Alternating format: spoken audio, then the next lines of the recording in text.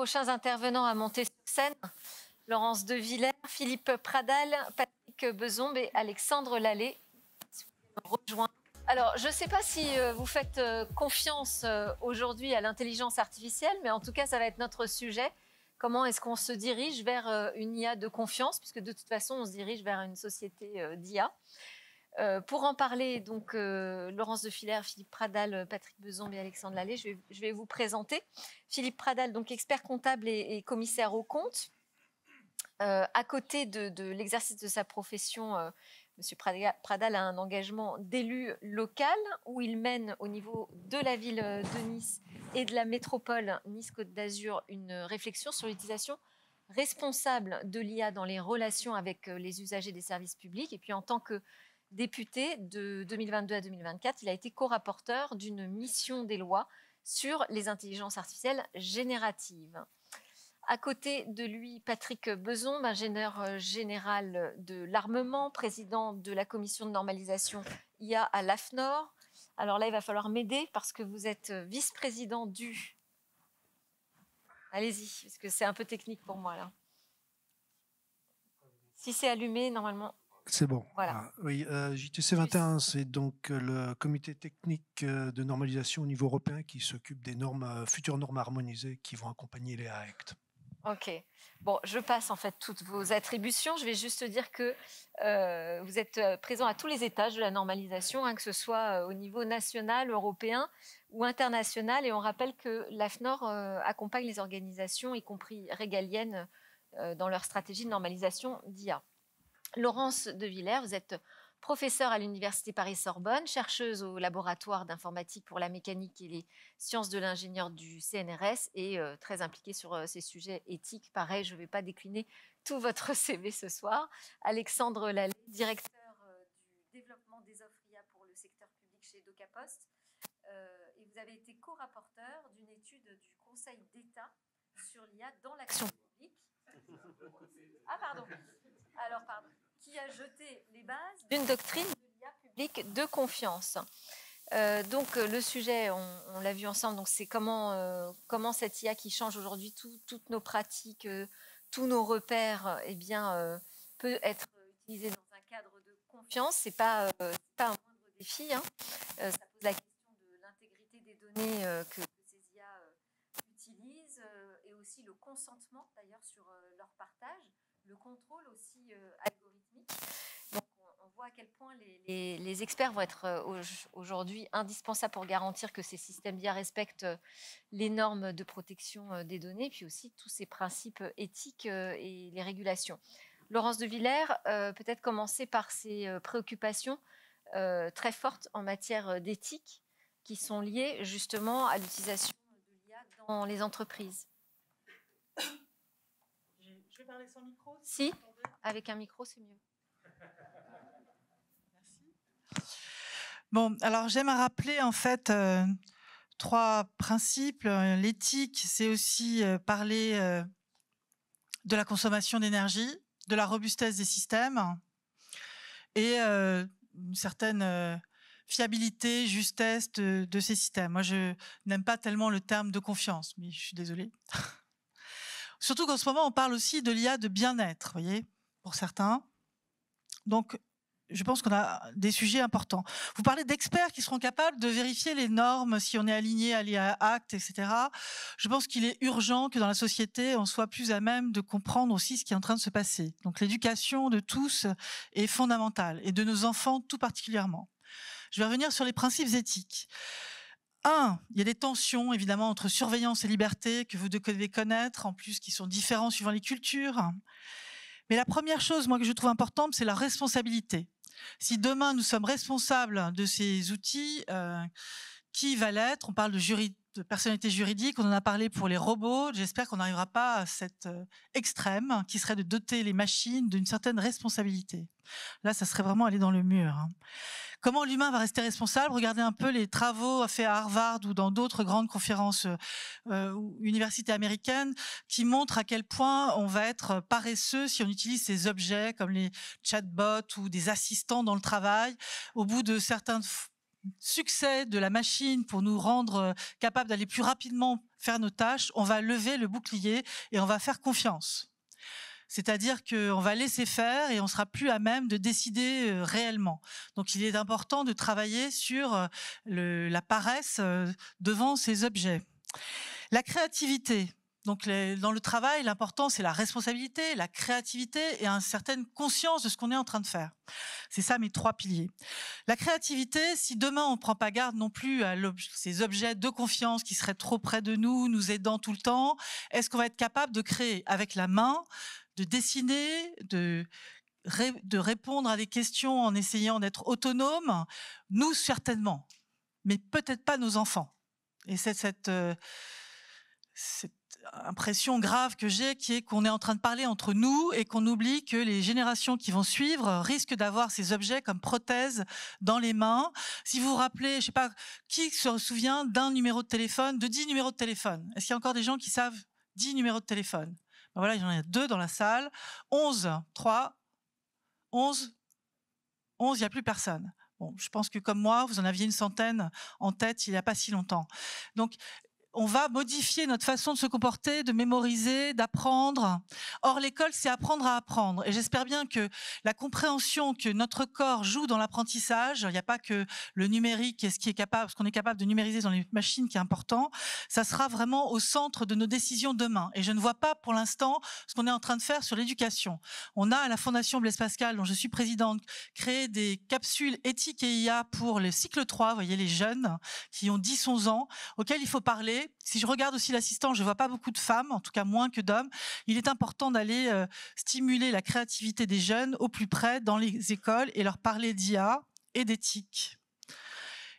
On parle ici de normes et de confiance. Pour moi, il y a un triptyque. Il y a la loi sur l'IA, il y a les normes et il y a l'éthique. L'éthique est un outil pour mieux comprendre ce qui est en train de se passer. Donc, le 3e point après la créativité qui donc nécessite une éducation forte, de l'indépendance de l'humain par rapport à la machine, il y a l'autonomie de décision, notre liberté de décider. Comme je vous le disais, beaucoup de sociologues, en tout cas, et même de grands groupes américains et d'universités très connues tendent à dire, attention, on va devenir des suiveurs de ces machines. La manipulation, qui est l'objet de mon travail de recherche, le nudge, l'incitation à faire, qui est dissimulée dans beaucoup de machines, qui vont avoir des intentions à venir nous stimuler, c'est un autre sujet. La discrimination, donc on va en reparler après, je vous donnerai mon avis aussi. Je pense que on a tous des biais partout, des stéréotypes partout. Je vois pas comment la machine va pouvoir nous enlever tout ça. Voyez, on se sert de l'histoire pour expliquer le présent, pour anticiper les choses qui vont arriver. Il y aura des biais tout le temps. 0 biais, c'est impossible. Donc, il serait temps quand même d'être adulte vis-à-vis de ça et de construire comment on crée des interfaces pour que les gens soient plus acculturés, si vous voulez, sur les dérives possibles. Quand j'ai parlé grâce à Patrick Besombe, j'ai été pendant 2 ans dans la cour des joueurs autour des normes. J'ai pu regarder à la fois l'implication forte de toutes les personnes qui étaient là, et c'était essentiel, le peu d'acteurs industriels français, le peu d'acteurs finalement européens qui allaient décider des normes pour nous après. Les Américains étaient là en puissance, les Chinois étaient dissimulés derrière certains acteurs, donc ne pensez pas que nous sommes souverains. Si je vais plus loin, on va parler ici d'audit. Donc non seulement on va peut-être pas faire les normes, mais ça sera les grands groupes américains, mais deuxièmement, qui va les auditer? Je crois qu'on a encore là des grands groupes américains très présents et très peu d'Européens qui font ce job-là. Ensuite, on va peut-être aussi travailler sur les assurances, vous voyez, s'il y a des problèmes avec ces machines. Et là encore, vous me direz qui est présent. Donc, il y a une prise de conscience importante sur l'éthique. Le dernier point, c'est la confusion entre l'humain et la machine. Nous sommes vulnérables face à ces machines, surtout quand on s'adresse à des gens âgés ou des enfants auprès desquels on va mettre ce genre de machine. On s'approche de la limite de l'humain. Je ne sais pas si vous avez essayé Moshi de QTI, qui est oral, sans latence et qui vous parle comme si c'était un humain. On n'est plus dans Heure, on est dans la réalité des nouveaux objets que l'on fait. Alors ça, c'est en Europe, mais qu'est-ce qu'on va avoir comme possibilité de distinguer ce qui est humain de non humain? C'est aussi un sujet important, sachant que dans la loi sur l'IA, eh bien, les chatbots ne sont pas à haut risque. Merci. Merci, Laurence. Bon, donc ça fait quand même un paquet de défis, de questions. Comment est-ce que dans le rapport parlementaire, Monsieur Pradal, on a essayé de répondre à quelques-uns d'entre eux? Oui, on partage. Très volontiers. Merci beaucoup. Donc peut-être d'abord un point de rappel sur le contexte de ce rapport qui a été commis par 2 co-rapporteurs au sein de l'Assemblée nationale. C'est un rapport de la Commission des lois. Pourquoi ce préalable? C'est dire que beaucoup de sujets qui sont au cœur des intelligences artificielles génératives et de leur lien avec la protection des données, qui étaient l'objet de ce rapport, n'ont pas pu être abordés parce que l'Assemblée nationale était jusqu'il y a peu une maison bien organisée et les commissions se respectent entre elles. C'est-à-dire tous les sujets d'éducation relevés d'une autre commission, tous les sujets de modèle économique relevés d'une autre commission. Donc si vous permettez, je vais vous dire ce qu'il y a dans le rapport, également ce que nous avions identifié et qui n'y avait pas été mis. D'abord et avant tout, l'observation première que nous faisons, c'est que il faut améliorer la gouvernance de l'intelligence artificielle et sa juridictionnalisation en France. Probablement pour illustrer le sujet, l'organigramme de la gestion de l'intelligence artificielle en France, y compris au niveau stratégique, c'est un réseau de neurones. C'est-à-dire, il y a énormément d'acteurs avec des rôles pour chacun bien définis, pour d'autres plus évolutifs. Et la première recommandation qui nous a paru nécessaire, c'est d'avoir une gouvernance commune, claire pour nous, mais claire aussi pour nos partenaires. Parce que l'autre sujet, c'est qu'on se rend compte que lorsqu'on va parler d'intelligence artificielle, et vous l'avez dit, madame, la taille des acteurs qui viennent parler à la France et à l'Europe n'ont absolument rien à voir avec ce à quoi nous étions habitués. D'autant plus que les États avaient l'habitude de parler à des États. Aujourd'hui, lorsqu'on parle d'intelligence artificielle, les États parlent avec des entreprises privées. Et c'est une donnée majeure et une révolution. Donc le premier élément avec l'amélioration de la gouvernance, ça a été de se dire une meilleure représentation des intérêts de notre pays. L'autre point, pardon, cette saison, c'est la promotion des labellisations. Il n'est pas normal, c'est un sujet éthique et c'est un sujet de confiance, que nous ignorions si ce que nous avons en main, si ce que nous sommes en train de regarder, a été produit soit par une intelligence artificielle générative, soit avec le concours d'une intelligence artificielle générative. Et donc le sujet, c'est de dire qu'il faut que soient labellisées les productions directes, mais également les productions indirectes, au moyen des intelligences artificielles génératives. Enfin, mesurer, pardon, c'est pénible pour vous, qu'il s'agit d'un... Non, mais c'est probablement Meta qui est en train de m'assassiner. Dire enfin, et c'est le point le plus important, au-delà des enjeux d'éducation, c'est de dire qu'il convient de prendre conscience très clairement qu'il s'agit d'un enjeu de souveraineté. Une intelligence artificielle, encore plus lorsqu'elle est générative, porte une conception du monde, est influencée par les données d'entraînement qui ont été utilisées, peut être influencée par les ajustements qui ont été réalisés, et il faut être conscient que si nous achetons sur étagère, nous allons acheter non pas des choses qui sont faites contre nous, mais qui pour certaines d'entre elles ont pu être conçues en dehors de notre espace culturel et portent peut-être des données de base au sein des algorithmes, au sein des données d'entraînement, des données qui ne sont pas conformes à la façon dont nous concevons tant la protection des données que le respect d'un certain nombre de principes. Et c'est pour cela aussi que nous militons pour que soit reconnu comme enjeu de souveraineté, qui commence d'ailleurs avec la création de capacités de calcul que nous maîtrisons, et ce qui n'est pas un sujet mineur, parce qu'aujourd'hui, un des grands gagnants de l'intelligence artificielle, c'est un fabricant de machines, enfin de composants de machines, ce qui est quand même une belle revanche du matériel sur l'immatériel, et mesurer que si nous n'avons pas conscience qu'il y a un enjeu de gouvernance, y compris d'ailleurs dans la maîtrise énergétique, de savoir comment on va alimenter ces machines qui ont comme point faible structurel leur consommation énergétique et l'accroissement de leur consommation énergétique, si on n'a pas conscience de cette souveraineté, nous abdiquerons notre souveraineté, très probablement, et comme vous l'avez dit madame, avec une abdication heureuse, c'est-à-dire que si on propose à quelqu'un un chemin difficile où il va transpirer et un chemin facile où tout va être facile, il va choisir le chemin facile, et c'est le discours sur la servitude volontaire de la Boétie, qui avait déjà tout dit sur l'intelligence artificielle. Alors, il y a... ah oui, pardon, je reprends le micro. Il y a cette question aussi des données utilisées par les agents intelligents. Comment est-ce qu'on s'assure, Patrick, que ces IA aujourd'hui répondent aux normes de protection des données personnelles? Ça marche mieux. Je ne vais pas vous répondre tout de suite parce que je voudrais dire deux petites choses sur la confiance. Je voudrais, si vous me permettez, partager avec vous un certain nombre de choses. Il se trouve que dans mes activités, je travaille à la rédaction d'une norme sur la confiance. Ça fait juste que 3 ans. Le sujet est quand même compliqué. Il se trouve que cette norme, elle est au niveau ISO, et donc tous les débats se font en anglais. Et donc les termes qu'on utilise, c'est pas confiance. Vous imaginez bien, ce serait trop facile. C'est trust, trustworthiness, trustworthy, trusted. Voilà. Et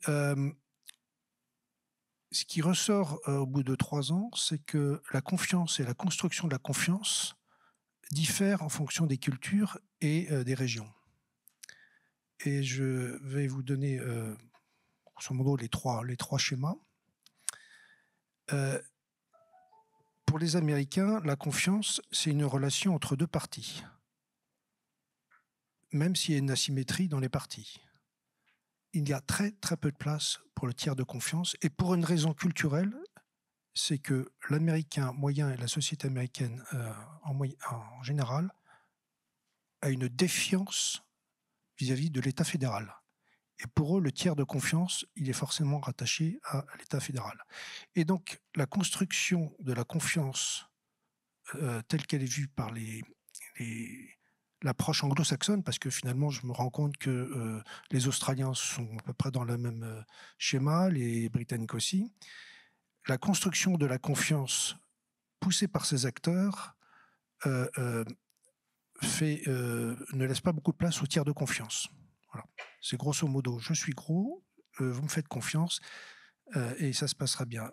D'autant plus qu'ils ont une définition de la confiance, de la notion de trust, qui ignore la partie evidence, enfin ce qu'on appelle les preuves. Je me bats en ce moment pour rajouter le fait que la confiance se construit sur la base de preuves. Ils n'en veulent pas. Voilà. Ça, c'est le premier schéma. Il y a le schéma français un peu européen qui, effectivement, aime bien le tiers de confiance. Voilà. Parce que finalement, on se méfie toujours un peu de l'autre. Alors ça, c'est culturel. Et donc, on aime bien un tiers de confiance qui est de fait rattaché à l'État. Et puis, il y a le dernier schéma, qui est le schéma chinois, où le tiers de confiance, c'est l'État. Là, on passe toujours par l'État. Voilà. Et donc, il y a ces schémas qui s'affrontent. Et aujourd'hui, force est de constater que les plus actifs dans la normalisation, ce sont les anglo-saxons. Et donc, la notion de tiers de confiance est mise à mal à tous les niveaux. Voilà. Voilà. Donc, excusez-moi, je voulais faire cette introduction parce que je pense qu'elle est fondamentale et elle explique beaucoup de choses, d'ailleurs, dans les activités de normalisation, dans le positionnement de certains acteurs. Après ça, dans les positionnements des acteurs, ceux qui font les normes ne sont pas des philanthropes. On oublie souvent. Il y a toujours des intérêts. La normalisation, c'est un sport avec un investissement sur le long terme et un retour sur investissement assez incertain. Voilà. Donc tout le monde n'y va pas, et ceux qui y vont, sur le long terme, ce sont des acteurs qui ont les poches profondes et qui peuvent se permettre de voir à 5 à 10 ans. C'est très peu le cas des acteurs français et européens en règle générale, qui eux sont très court-termistes et sans la nommer, je pense à une société française, grosse société française de plusieurs dizaines de milliers d'employés, à qui je disais ce serait bien que, vu votre positionnement en France, vous interveniez sur la normalisation de l'IA. L'un des directeurs se retourne vers un de ses collaborateurs et lui dit ça pèse combien en termes de ressources humaines, un demi-ETP, une demi-personne par an. Voilà. Ben ça, figurez-vous, pour une personne qui fait 100 000 employés, c'est trop. Voilà. Et donc, cette entreprise ne contribue pas à la normalisation, et donc on laisse finalement la place libre à d'autres, à des entreprises qui sont plus dans le long terme. Voilà. Alors, avec ça, je n'ai toujours pas répondu à votre question. Oui, de l'intelligence et de la donnée, qui voisin très, sujet très très connexe. La donnée est essentielle, surtout aujourd'hui. Alors hier, on faisait de l'intelligence artificielle, ce qu'on appelle le knowledge base, donc à base de règles. Aujourd'hui, effectivement, il faut beaucoup de données et on a ce problème de données de confiance. La Commission européenne va envoyer très probablement, très prochainement d'ailleurs, une demande de normalisation sur les données de confiance, hein, avec des besoins nouveaux qui rejoignent d'ailleurs ce que j'ai entendu dans l'atelier précédent sur le besoin d'identité numérique, parce qu'en fait, la donnée va avoir un cycle de vie, c'est-à-dire elle va être produite par quelqu'un, va être vendue, agrégée avec d'autres données, augmentée, revendue, ainsi de suite. Et donc, à un moment donné, on aura besoin de traçabilité de la vie de la donnée. Voilà. Et dans cette traçabilité, on a besoin de savoir à qui elle a été vendue. Et donc, l'un des premiers critères de confiance dans la donnée de confiance, c'est l'identité numérique, la confiance dans l'identité numérique des gens qui manipulent les données. Alors ces données sont extrêmement importantes et alors je rejoins ce que disait Laurence tout à l'heure. Il ne faut pas croire qu'il n'y aura pas de biais dans les données. Enfin, il y en aura. Voilà. C'est un sujet, je pense, qui commence à être bien compris. Aujourd'hui, les problématiques dans la confiance de l'IA, c'est surtout dans la supervision, dans l'explicabilité, dans la robustesse. Et d'une façon générale, dans la maîtrise de la complexité, parce que c'est un sujet extrêmement complexe et je ne sais pas s'il y a vraiment quelqu'un qui comprend tout. J'ai été honnête. Alexandre Lallet, sur ces défis à la fois sur la qualité de la donnée utilisée dans les algorithmes, mais aussi sur le fait que il y aura des biais, mais il faut quand même essayer de lutter contre ça. Oui, bonjour à toutes et à tous. D'abord un petit mot sur la confiance, moi aussi, parce que en fait, quand on parle confiance, en général, on aligne beaucoup de garanties qui sont d'inspiration éthique et qui trouvent ensuite leur concrétisation dans les normes, que ce soit des questions de protection des données, de primauté humaine, de transparence, d'équité, de loyauté, de cybersécurité, etc., etc. Mais ce qu'on avait essayé de faire dans l'étude du Conseil d'État dont j'ai été rapporteur, c'est de rappeler que la performance était un axe essentiel de la confiance, parce qu'en fait, les gens ont confiance dans ce qui marche. C'est comme ça. Ça peut paraître très trivial, mais on voit qu'ils sont prêts à faire beaucoup de compromis avec leur propre vie privée pour, en retour, obtenir un service qui répond à leurs besoins. Et c'est vrai qu'à ce petit jeu-là, les acteurs dont on parlait tout à l'heure, les acteurs du numérique anglo-saxons, américains en particulier, sont très forts sur la couverture fonctionnelle qu'ils peuvent assurer sur les différents éventails des prestations numériques. On peut parler du cloud, on peut parler de plein de... tout le monde utilise aujourd'hui des outils de Microsoft et également éventuellement en IA ChatGPT, parce que ça marche, en fait, c'est performant. Et donc, ils sont prêts à en oublier un certain nombre d'impératifs ou d'exigences, à lever la garde, à baisser la garde plutôt.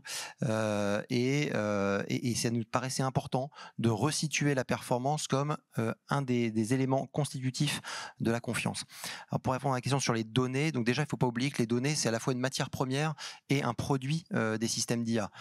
Et il faut appréhender le sujet sous ces deux angles, puisque le système n'est qu'une usine de traitement de données. C'est d'une autre façon de traiter la donnée qui est plus puissante à certains égards que des modes de traitement traditionnels, mais ça reste finalement ni plus ni moins qu'un mode d'exploitation de traitement de la donnée.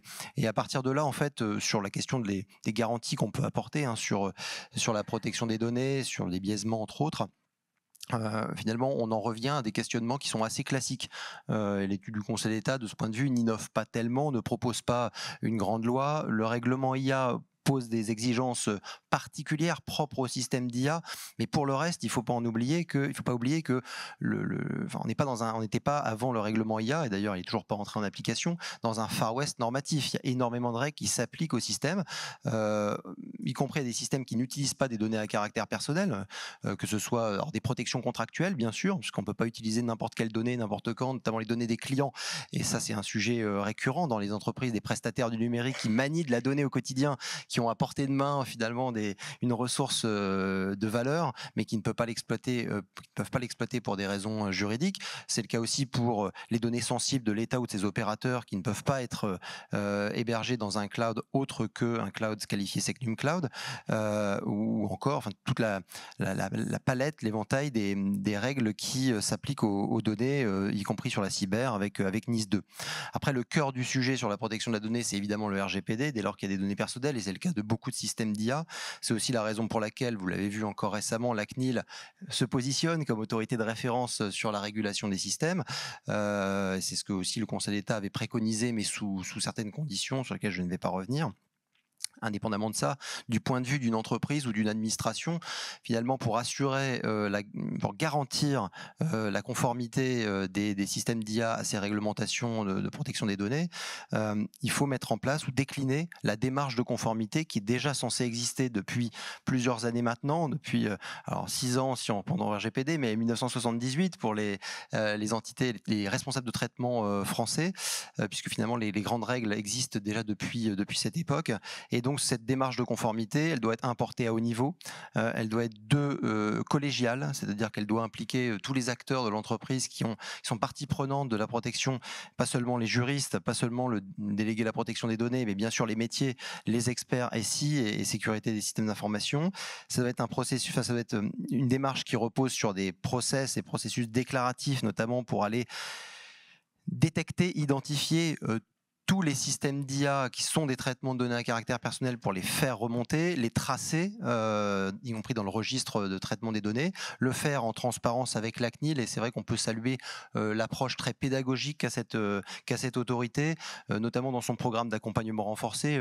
Chez DocaPost, on a la chance d'en bénéficier pour un outil qui s'appelle Dalvia Santé, qui vise à permettre aux cliniciens et aux praticiens hospitaliers de faire de la synthèse de dossiers patients informatisés. C'est vrai que c'est très rassurant et c'est très formateur pour tout le monde en fait, pour la CNIL d'un côté et pour nos équipes de l'autre, de pouvoir être accompagnés en ce sens.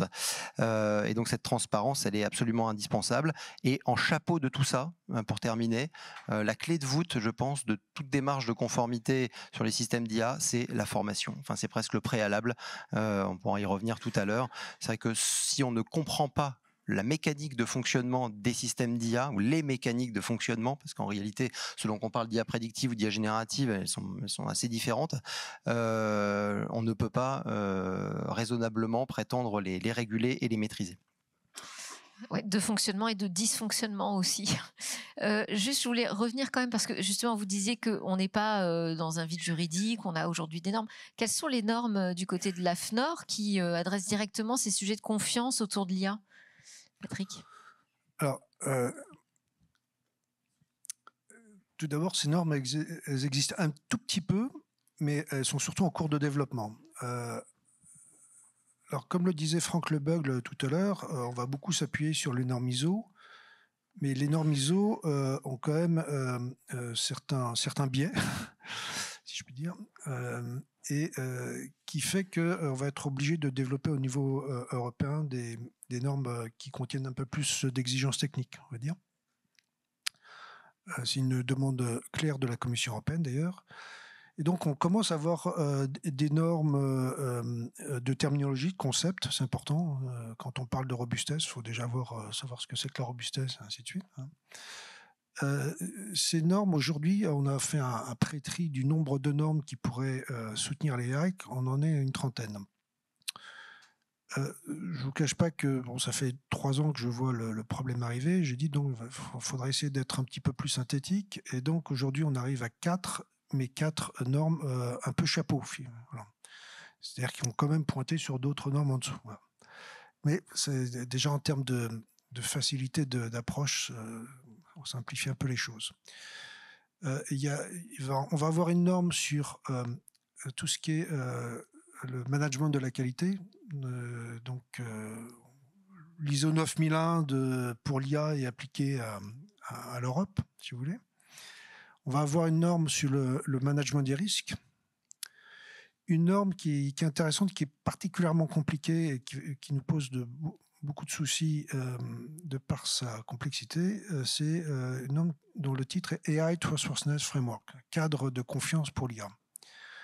Et cette norme intègre beaucoup de caractéristiques de la confiance, la transparence, la robustesse, la performance, la cybersécurité, la qualité de la donnée. Et on voit que, en fait, il y a des chevauchements et que c'est très très compliqué. Voilà, bien entendu, comme si cette complexité de base n'était pas suffisante, la Commission européenne nous dit dans les IA qu'il faut prendre en compte, bien entendu, les droits fondamentaux, ce qui est une grande innovation dans la normalisation. Et donc, on a une norme qui est assez compliquée, dont le premier draft vient de sortir, très incomplet, et qui va donner lieu, je pense, à de nombreux débats. Et puis enfin, on a un quatrième projet de norme qui est sur tout ce qui est évaluation de conformité. Cette norme-là, pour beaucoup, c'est un grand point d'interrogation, parce qu'on ne sait pas trop comment on peut travailler sur l'évaluation ou la compliance, tant que les normes d'exigence technique n'existent pas. Voilà. Donc là, on a un grand point d'interrogation. Ce que je peux vous dire, c'est que le rythme de travail normatif et significatif, c'est plusieurs réunions par semaine, ce qui est très rarement le cas dans d'autres organismes de normalisation. Voilà, pour au niveau ISO, il arrive que parfois on ait une réunion par mois, et là on est à plusieurs réunions par semaine. Tout ça dans un environnement extrêmement tendu, parce que les enjeux financiers sont colossaux. Et puis il y a beaucoup de sensibilités qui viennent s'exprimer. Les consommateurs, on a une association de consommateurs, association de travailleurs aussi qui arrivent, qui veulent beaucoup d'exigences. On a d'autres acteurs qui eux veulent le moins d'exigences possible. Et donc voilà, on travaille sous contrainte avec la Commission européenne qui, bien sûr, n'est pas contente parce que ça va pas assez vite.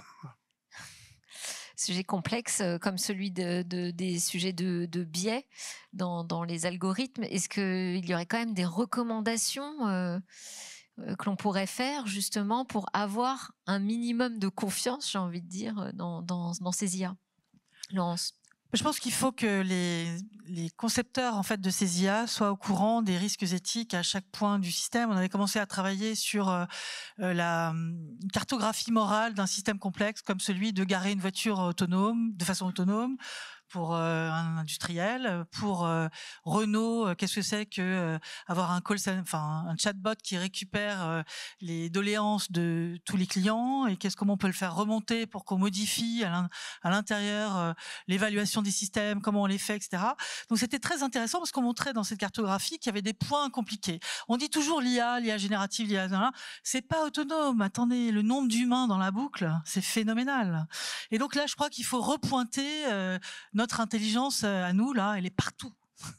Dans le choix des données, dans la notation, dans l'évaluation, dans les hyperparamètres qu'il y a dans tous ces systèmes. Alors pour être du début à la fin dans tous ces trucs-là, c'est faramineux de voir à quel point on se fait bluffer par ces systèmes. Et là où je reviens sur ce que vous disiez tout à l'heure, la performance de ces systèmes, c'est un leurre tellement terrible. C'est-à-dire que les grands groupes font des systèmes qui sont pour certains absolument pas compliqués, c'est juste on a changé l'objectif et là la personne en face dit ah c'est génial, c'est très utile. Les lunettes, vous voyez, de Meta, le nombre de personnes que j'ai vu arriver de la Silicon Valley me dire c'est génial, pourquoi on peut pas l'utiliser en Europe? Je viens de voir, alors je sais pas si c'est une fake news parce que de temps en temps je me dis c'est pas possible. La CNIL dit que c'est comme si on faisait un record avec un téléphone. On en est là ou pas? Non, pas vu question, ça. vous pourrez peut-être répondre, messieurs, mesdames.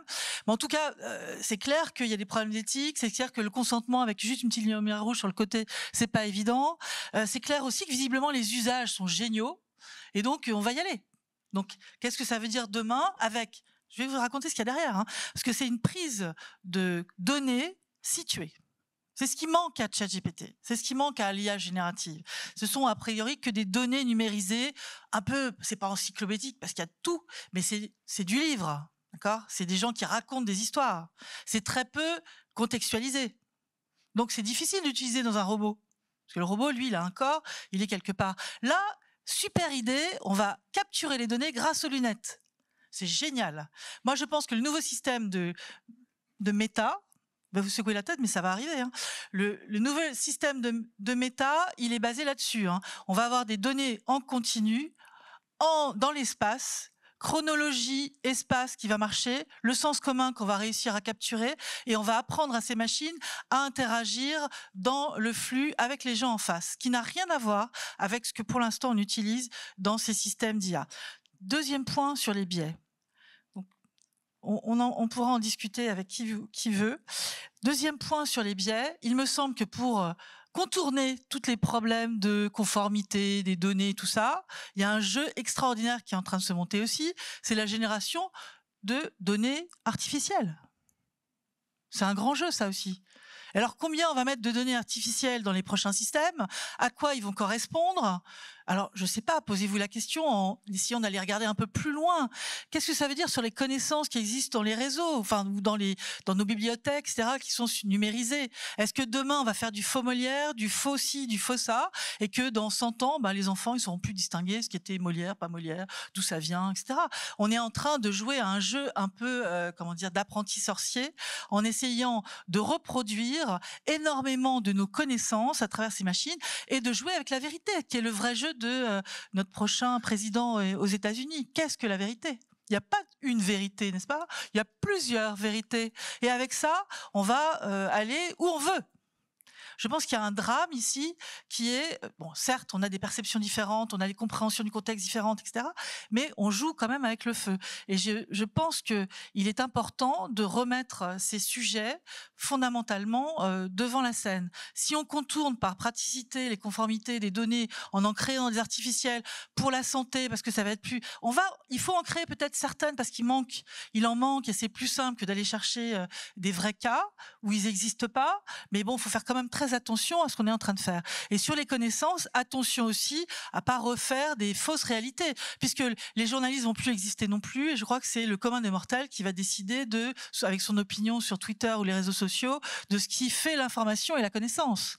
Donc je vais un peu trop loin peut-être dans la science-fiction pour vous, mais c'est quand même important d'avoir une vision de l'imaginaire, de ce qui va se passer avec ces technologies, pas seulement pour les normer maintenant, mais pour penser que les technologies avancent à une vitesse faramineuse, les gens changent leur façon de penser à ça. Vous l'avez très bien dit, sur la performance, ils sont prêts à accepter plein d'outils que peut-être il y a 10 ans, on n'aurait pas accepté.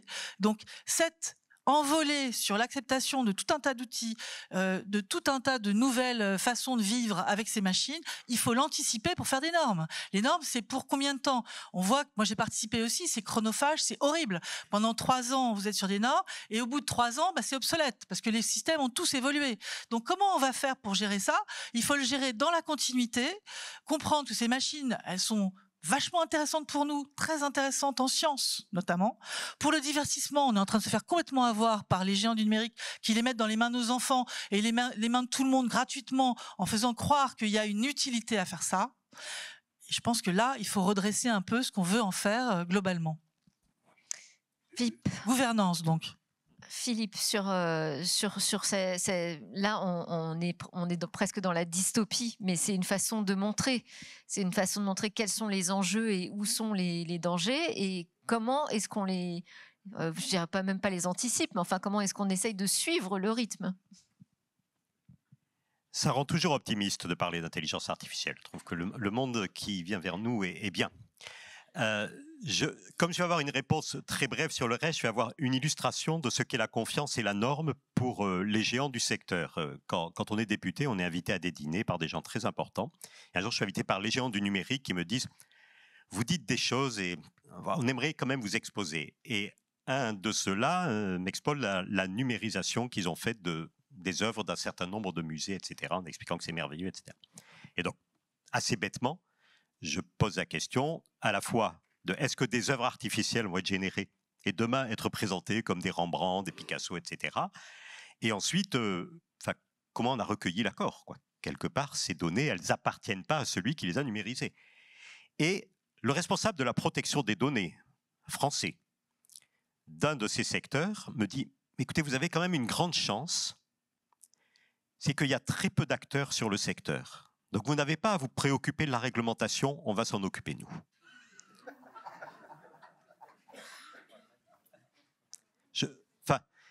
Après, la question des biais, elle est presque secondaire. Tout à fait. Parce qu'on se rend compte que finalement, ils ont... et ça interroge, et notamment, il y avait dans... je crois que... et c'est pas de la flagornerie, le rapport le plus intelligent que j'ai lu sur l'intelligence artificielle, c'est celui du Conseil d'État. Parce que je pense qu'il positionne, et au-delà de dire que fait-on de l'intelligence artificielle dans l'action publique, il dit que fait-on de l'intelligence artificielle dans la société, et pour la société. Le sujet de la réglementation, c'est que si on essaye de plaquer nos modes habituels de réglementation, et je considère que la normalisation est une forme de réglementation, nous avons perdu. Parce que nous n'avons pas les acteurs de taille nécessaire ou suffisante pour peser, et en plus nous avons une réactivité. Enfin, imaginons dans la maison qui est à quelques encablures d'ici, qu'on discute d'intelligence artificielle, le temps qu'on ait fini de discuter le 495e amendement déposé par un groupe de députés qui a parfaitement compris le projet, il y aura eu 4 révolutions technologiques. Donc, les modes de régulation habituels dans lesquels nous avons été éduqués et qui nous protègent, et qui protègent nos libertés, qui protègent notre conception de la société, sont inefficaces. Par la taille des acteurs, par la nature des acteurs, et par la rapidité avec laquelle les choses bougent. Donc on peut dire, mais c'est assez facile, il n'y a qu'à faire des grands cadres. Sauf que les grands cadres, on en revient à ce que je disais en entrée, mais ne vous inquiétez pas, nous nous en occupons. Donc oui, le défi, si on veut, c'est même pas un défi éthique, c'est quasiment un défi ontologique, anthropologique, et qui d'ailleurs, je ne suis pas sûr qu'on saura y répondre. Soit l'intelligence artificielle est un exosquelette, et nous savons la débrancher, et elle nous permet de faire des choses que actuellement nous ne savons pas faire, ou que nous ne savons faire qu'avec beaucoup d'efforts, et probablement avec des moyens dont nous ne disposons pas. Soit l'intelligence artificielle est un outil d'asservissement, et le cheval de Troie, magnifique sur ça, on y revient, c'est notre paresse. C'est quand même extraordinairement agréable de commander à 3 heures du matin un truc dont on n'a pas besoin et qu'on recevra le lendemain. Imaginons un État qui dise il y a un vrai danger de ces outils-là, nous allons construire des États qui vont vous protéger, qui vont respecter ce que vous êtes, mais pendant 3 ans, vous aurez des systèmes qui vont ramer et qui seront moins performants. Et bien là, c'est plus le piratage de Netflix que ça va être. Tout le monde aura un VPN pour aller chercher ailleurs, sur un autre continent, ce dont on l'aura privé, parce que nous sommes souvent devant l'intelligence artificielle comme des enfants devant une vitrine de Noël, et nous voulons tout ce qu'il y a dedans, même si ce qui est dedans peut être un poison. Non, mais c'est pour ça. Je propose qu'on prenne des questions dans la salle parce qu'il est déjà tard et je suis sûre qu'il y en a beaucoup. Ça vous permettra à chacun de réagir. Oui. En haut. Au milieu, en haut. Ah, le micro, cherchez le micro, merci.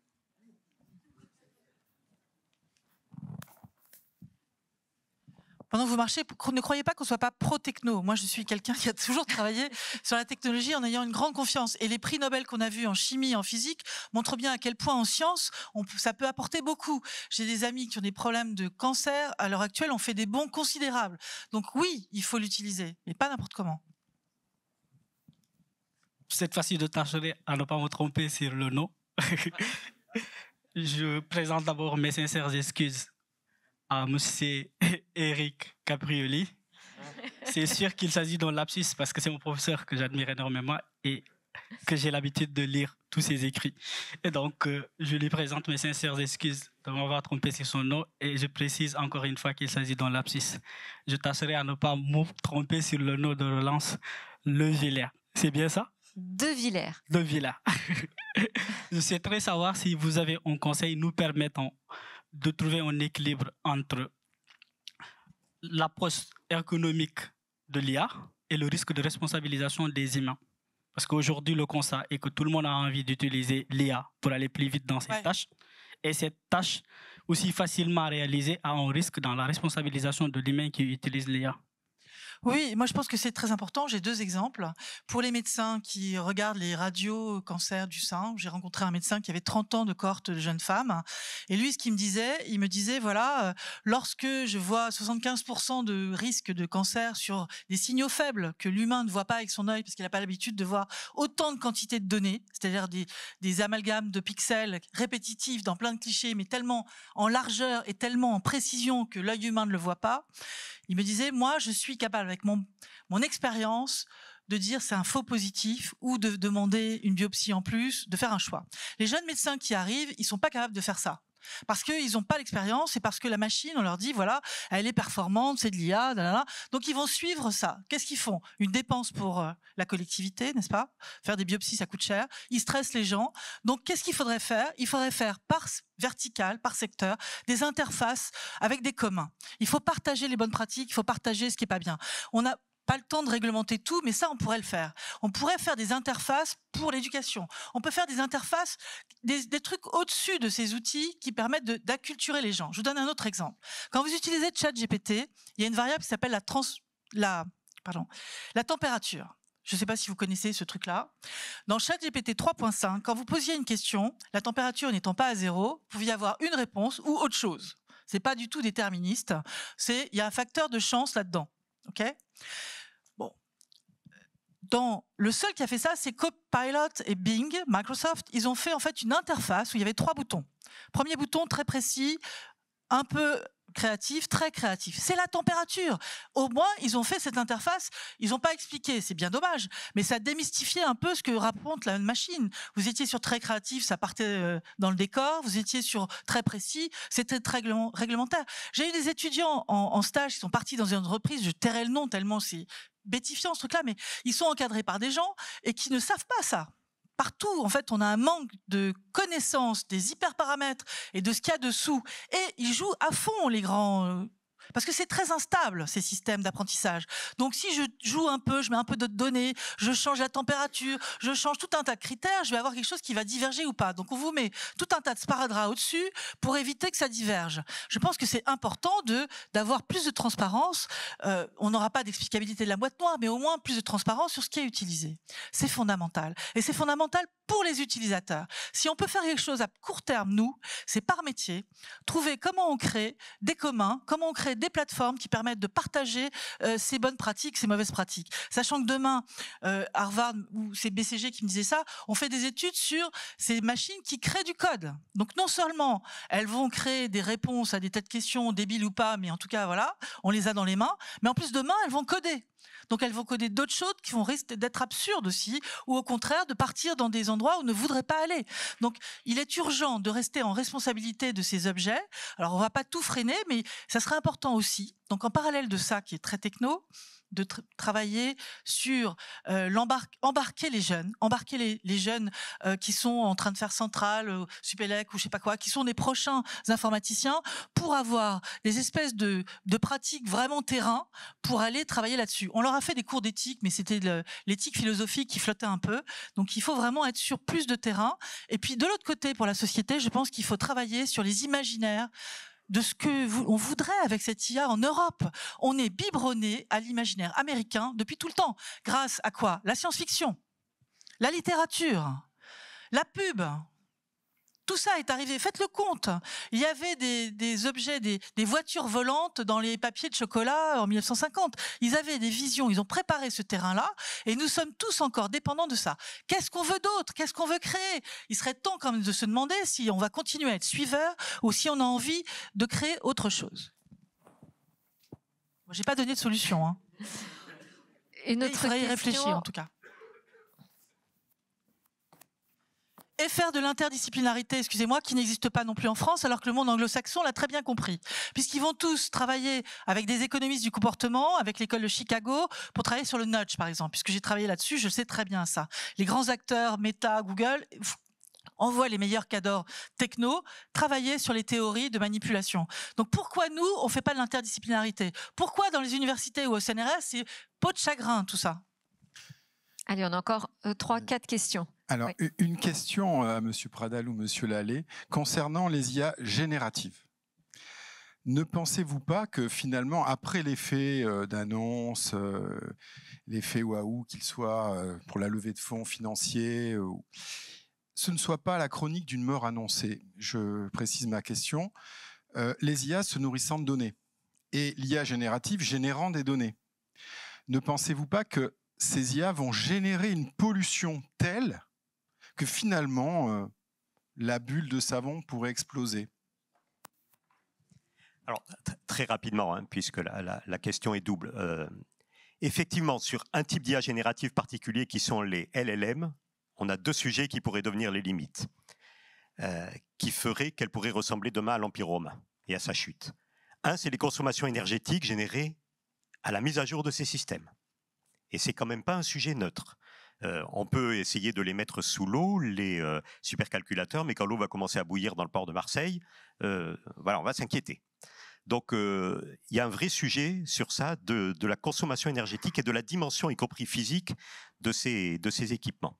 Et puis, effectivement, l'autre sujet de l'auto-intoxication de ces systèmes, puisque les données d'entraînement peuvent effectivement, si c'est mal paramétré, ça vient exactement d'être dit, c'est-à-dire si on met n'importe quoi dans la machine, elle va dire de plus en plus n'importe quoi. Et moi, dans le cadre des auditions que nous avions conduites, nous avions interrogé la gendarmerie nationale pour dire combien ça coûterait de faire dire que c'est l'Ukraine qui a attaqué la Russie. En termes, et ils nous ont dit, c'est juste un problème de temps et de moyens. Le système peut tout à fait être intoxiqué sur ce sujet. C'est ce qu'on appelle les biais, ce qu'on appelle les hallucinations, et ça ne coûte pas forcément cher.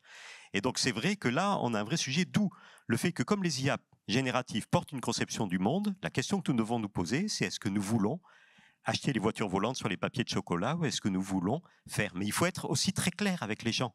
C'est leur dire que ça sera dans un premier temps moins bien, mieux moralement, mieux éthiquement, plus conforme à notre modèle de société, mais techniquement moins satisfaisant. Et donc, je ne sais pas si notre société est dans la tendance d'accepter cette contrainte. Si, pour l'éducation de leurs enfants. D'abord, il ne faut pas croire que l'IA générative, c'est la fin de l'histoire. Déjà, c'est un concept qui a été forgé à l'occasion de la sortie de ChatGPT, mais enfin, c'est quand même aussi un concept très anglo-saxon, qui recouvre effectivement une des approches de l'IA, mais en fait on est sur un ensemble de cas d'usage, avec les LLM notamment, qui sont assez limités, et on est loin encore d'avoir exploré toutes les potentialités de l'IA, y compris en termes de ce qu'on appelle l'agentification, c'est-à-dire la capacité d'une IA à planifier des actions et à s'adapter à son environnement pour accomplir une tâche, un objectif qu'on lui fixe.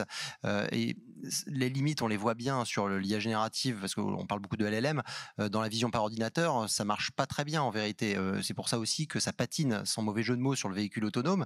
C'est que la façon de fonctionner de cette IA générative, c'est d'aller exploiter chaque pixel finalement de l'image qu'on a dans le pare-brise pour essayer d'analyser la situation. Sauf que ça conduit à aller analyser des gouttes d'eau qui vont couler sur le pare-brise, qui n'ont absolument aucune espèce d'incidence en principe sur les réactions et les comportements adoptés lorsqu'on est au volant. Donc tout l'enjeu de la recherche aujourd'hui en IA sur la vision par ordinateur, c'est de développer une vision plus abstraite du monde qui permet de se focaliser sur des paramètres importants qui vont déterminer le mode de conduite et les décisions à prendre au volant. Si je dis ça, c'est pour dire, oui, ce ne sera pas une chute, à mon avis, de l'IA générative sur les LLM, ce sera une autre exploitation de l'IA. En revanche, dans l'intervalle, on a énormément de cas d'usage à développer et de potentiel à exploiter dans l'IA générative telle qu'elle existe aujourd'hui. Demain, ça nous paraîtra trivial en fait, comme est trivial aujourd'hui l'IA qui était embarquée dans ce qu'on appelait l'IA, on jouait contre l'IA aux jeux vidéo. Moi, je me souviens quand j'étais jeune, on dit c'est de l'IA. Bon, maintenant, on considère que ça n'en est plus du tout. En tout cas, je pense que ça répond pas à la définition du règlement IA. À l'heure actuelle, on considère que l'IA générative en est, et on est très loin d'avoir exploité le potentiel sur ne serait-ce que de la synthèse de documents, du classement documentaire, de la production documentaire. On en est encore au balbutiement, quoi. Et il y a une espèce de snobisme de l'IA qui conduit à dire ça c'est de l'IA, en fait c'est devenu presque trivial. Oui, ça c'est de l'IA, et peu importe à la limite que ce soit de l'IA, en fait ce qui compte c'est que ce soit utile.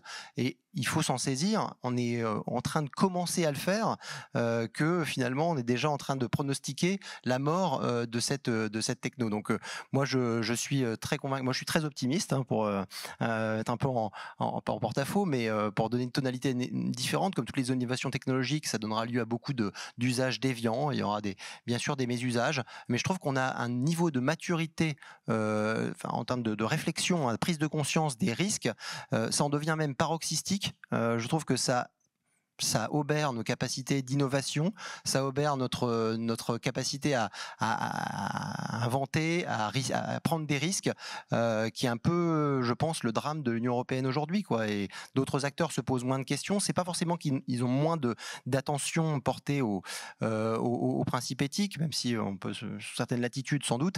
Sous d'autres, je ne pense pas en fait. C'est simplement qui voit aussi toutes les opportunités et tout ce que ça peut changer dans la vie des gens.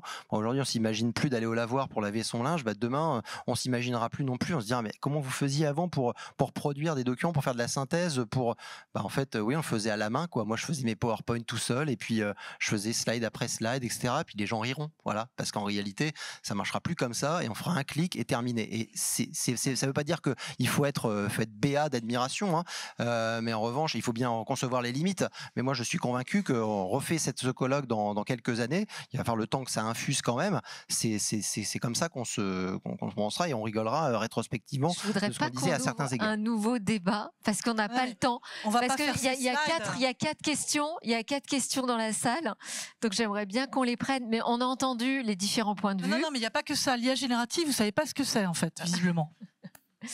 C'est très bien l'IA générative. On va pas ouvrir ce débat maintenant. Si, j'ai une phrase pour dire ce que c'est. Expérience très concrète, pour le coup, j'en ai pas parlé. L'IA générative, c'est ce qu'on cherchait nous, c'est le Graal du linguiste, trouver le sens. D'accord ? Le sens, ça vient en contexte. Quand vous avez une phrase qui est par exemple le petit tatata boit du lait, qu'est-ce que c'est tatata ? C'est chien-chat. On va remplacer les mots par une visualisation numérique de tous les contextes dans lesquels on va trouver ces mots, par exemple. Et c'est même pas des mots, c'est en dessous du mot. Donc ça, c'est apporter du sens. Et ça, c'est très riche. On peut en faire plein de choses. Je suis tout à fait d'accord avec vous. Maintenant, de là à demander à ChatGPT ou je sais pas qui vous faire vos slides, bon. Allez, une question. Déjà ici, avec Copilot, madame. en fait. C'est vraiment un cas, c'est très la même trivial, chose. Ça existe déjà, mais c'est le ça va moment se des développer. questions. C'est le moment des questions. Moi, j'aime pas ChatGPT pour faire des slides, sinon ça veut dire qu'on n'a plus d'esprit critique et de synthèse et on perd totalement l'intelligence qu'on doit avoir. Juste pour la directive, je voulais évoquer un sujet d'asymétrie de pouvoir, parce que là on parle d'un IA ou de gens qui décident pour l'humain. Je suis contente que la directive sur les produits défectueux a été adoptée en octobre dernier. Ce qui veut dire que là, une personne pourra porter plainte sur un produit défectueux et maintenant produit, c'est également un bien immatériel, dont de l'IA. Donc, moi, je dis simplement, c'est qu'aujourd'hui, les grands de l'IA vont devoir prendre en compte le risque juridique et financier d'un produit défectueux et qu'à un moment donné, il faut également non seulement prendre le risque, l'aspect éthique et des droits humains, mais des risques sur la vie des personnes et que l'asymétrie de pouvoir, elle doit être régulée par une directive sur la responsabilité, mais juridique, sur les dommages, sur la santé physique, mais également, c'est indiqué dans cette directive, sur la santé morale des personnes et pas simplement sur leur risque par rapport à quelque chose qui peut prendre feu, mais également, quelle est l'incidence sur la vie et la personne. Je pense que nous allons avoir des cas de jurisprudence avec cette directive malheureusement, il faut qu'elle soit transposée par les États, mais une fois qu'elle soit transposée, c'est elle qui va déterminer la jurisprudence et qui limitera les usages abusifs de l'IA. Donc cette directive sur les produits vulnérables, à mon avis, je ne sais pas ce que vous en pensez, madame, mais à mon avis, elle est fondamentale pour rejouer les cartes sur la responsabilité. Laurence ? Oui, je pense que vous avez raison. En fait, il faut revenir à ce qui va être pour nous l'accompagnement de ces systèmes.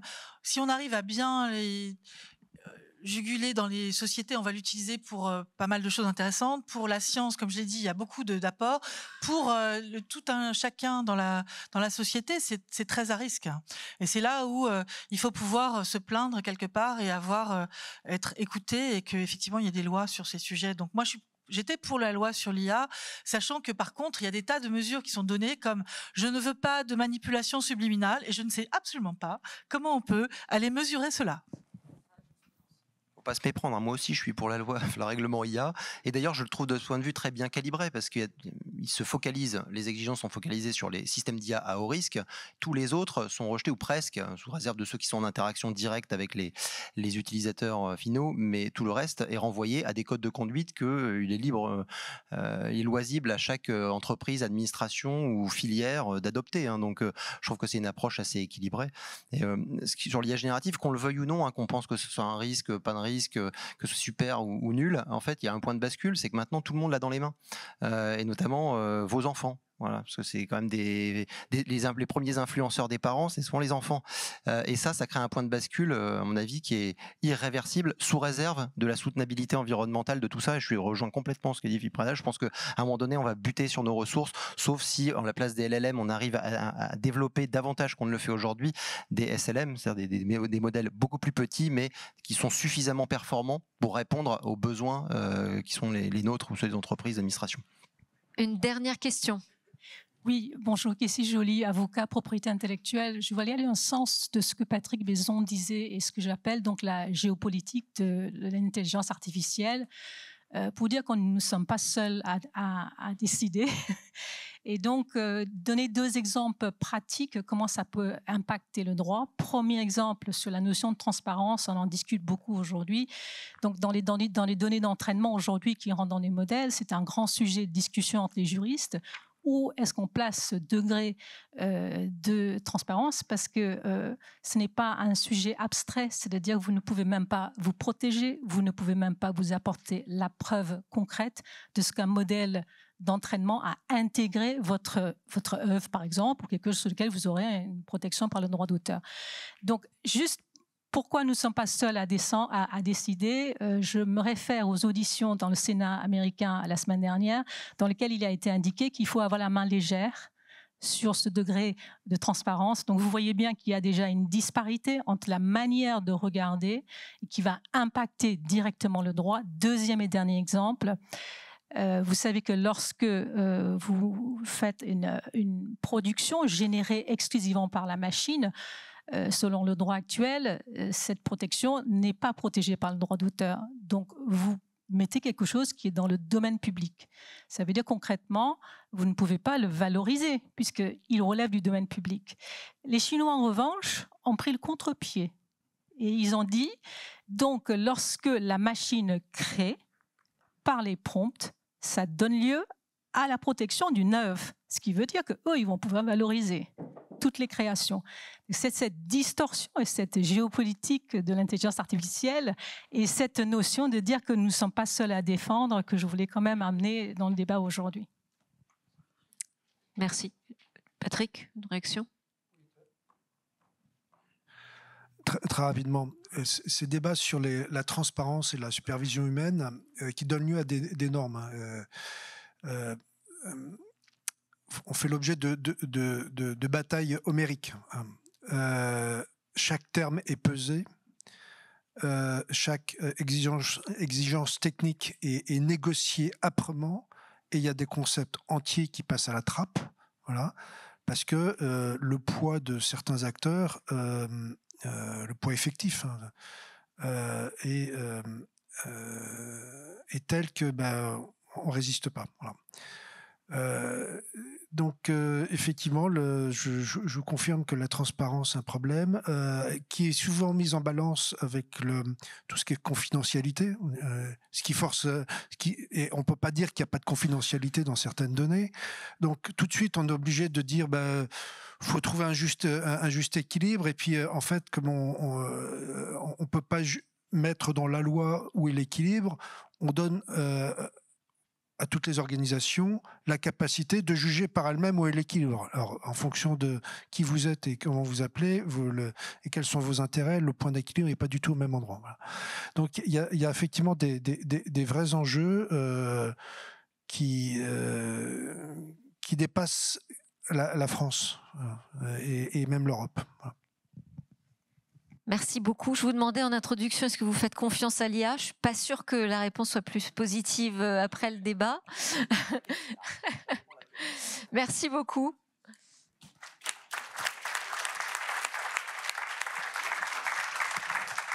Et je vais demander à Bernard, qui a organisé cette journée, ces assises, de nous dire quelques mots.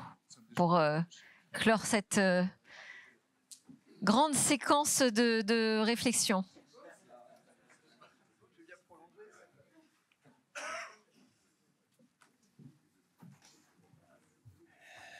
Merci Delphine. Et tout d'abord, je tiens à vous remercier pour cette animation qui a été particulièrement efficace. Je pense que tout le monde a pu apprécier votre savoir-faire et la connaissance de l'environnement dans lequel vous évoluez, du tiers de confiance qui est compliqué.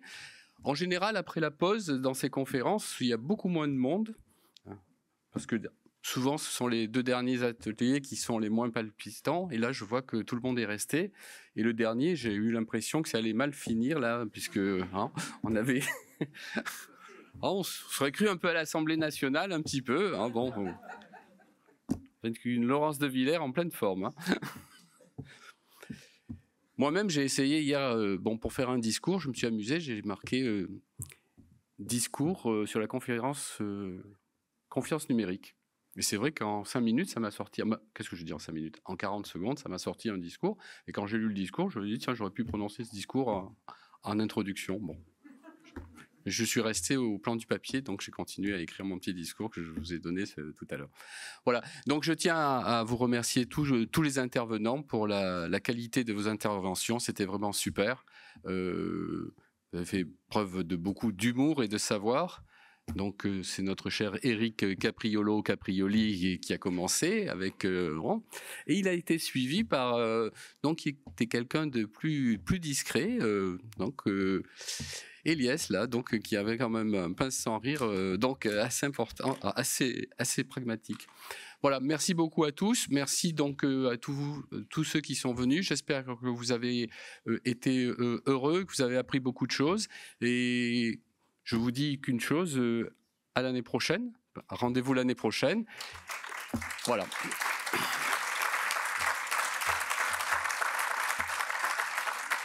Et comme vous avez été très patient et très sage, maintenant je vous invite tous à venir prendre un verre de l'amitié, de pouvoir encore échanger sur les divers sujets. Voilà.